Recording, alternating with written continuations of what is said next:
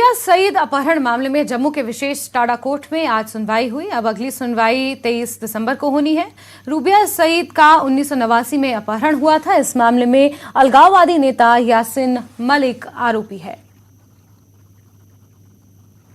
रूबिया सईद मामले में जिस तरह से आज सुनवाई हुई है, किस तरह क्या रहा आज कोर्ट में, उसके लिए हमारे साथ बातचीत करने के लिए मौजूद हैं एसके भट्ट, जो रिप्रेजेंट करते हैं सीबीआई को। भट्ट साहब, आपसे ये जानना चाहेंगे कि किस तरह की आज कार्रवाई हुई कोर्ट में और कोर्ट ने क्या कहा। Thank you very much. आज रूबिया सईद का किडनैपिंग केस जो है वो आज RC FIR नंबर 7/90 आज सुनवाई के लिए लगा था ऑनरेबल टाडा कोर्ट में। तो उसमें आज हमने गवाह नंबर 4 और 6 को किया था समन। गवाह नंबर 4 जो रिटायर्ड डॉक्टर हैं, सीनियर डॉक्टर, वो आज हाजिर आई थी। गवाह नंबर 6 का रिपोर्ट आया था कि वो सऊदिया इस वक्त हैं, सऊदिया में। So she could not produce herself, क्योंकि उसका रिपोर्ट ही आई थी, वो she is not in India. तो गवाह नंबर 4 का स्टेटमेंट हमने किया। तो यासिन मलिक जो एक्यूज नंबर 1 है, he was live through video conferencing, participated during the trial. बाकी गवाह भी हाजिर थे, सिर्फ एक वजाहत की application I, he is on dialysis, had reported to the honorable court in the exemption application कि वो नहीं आ सकते हैं। तो ऑनरेबल कोर्ट ने उनको एग्जेम्प्ट किया। इसका स्टेटमेंट हुआ, यासिन मलिक ने भी सुना वो स्टेटमेंट। फिर एक अच्छी बात आज हो गई, अच्छी डेवलपमेंट, कि उसने पार्टिसिपेट ट्रायल में किया। आज उसने ऑब्जेक्शन नहीं किया कि मैं इसको क्रॉस एग्जामिनेशन नहीं करूंगा।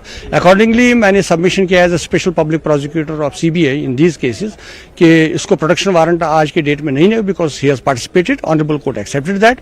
No production warrant in this case was issued today. तो वी वर अकॉर्डिंगली डायरेक्टेड कि प्रोसिक्यूशन अगले date, that is 23 December 23 December 2022 को बाकी गवाहों को पेश करें। तो जैसे आज उसने पार्टिसिपेट किया, आपने कहा कि यासिन मलिक ने आज पार्टिसिपेट किया, ये एक अच्छी बात रही, क्योंकि वो पहले एडमेंट थे। उसका ये कहना था कि नहीं, उन्हें इन पर्सन यहाँ आने की इजाज़त दी जानी चाहिए। जो एप्लीकेशन मूव की गई है CBI की तरफ से सुप्रीम कोर्ट में, उसमें कितना मदद मिल सकती है अब CBI को? हमने बेसिकली जो प्रीवियस ऑर्डर से 1-2 प्रोटेक्शन वारंट के हुए थे, तो I had recommended that this should be असेल्ड before the honourable supreme court, top court of the country. तो अब वो हमने SLP क्रिमिनल जो हैं सुप्रीम कोर्ट में फाइल किए हैं। कल उसका हमने इंफॉर्मेशन ऑनरेबल कोर्ट को भी दे दिया।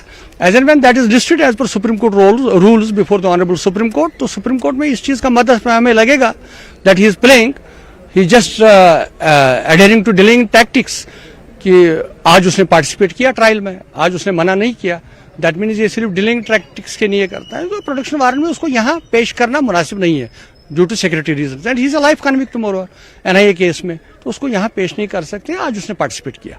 तो रूबिया सईद आज नहीं आई थी कोर्ट में, क्या रीजन है उसका? रूबिया सईद का उन्होंने पिछले बार कहा था कि मुझे प्रोड्यूस कीजिए, then I will cross examine. तो उस लास्ट डेट पर उन्होंने कहा कि रूबिया सईद को तब तक मत लाइए यहाँ जब तक ना यासिन मलिक का इशू प्रोडक्शन का डिसाइड हो जाएगा।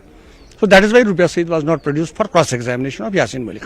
ये थे SK भट्ट, जिनका ये कहना है कि यासिन मलिक ने जिस तरह से आज इस कोर्ट हियरिंग में वर्चुअल मोड में पार्टिसिपेट किया, उससे इस बात को बल मिलता है कि यासिन मलिक की इस कोर्ट में हाजिरी, पर्सनल हाजिरी जरूरी नहीं है। कैमरामैन आशु के साथ मनोज कौल, न्यूज़ 18 जम्मू।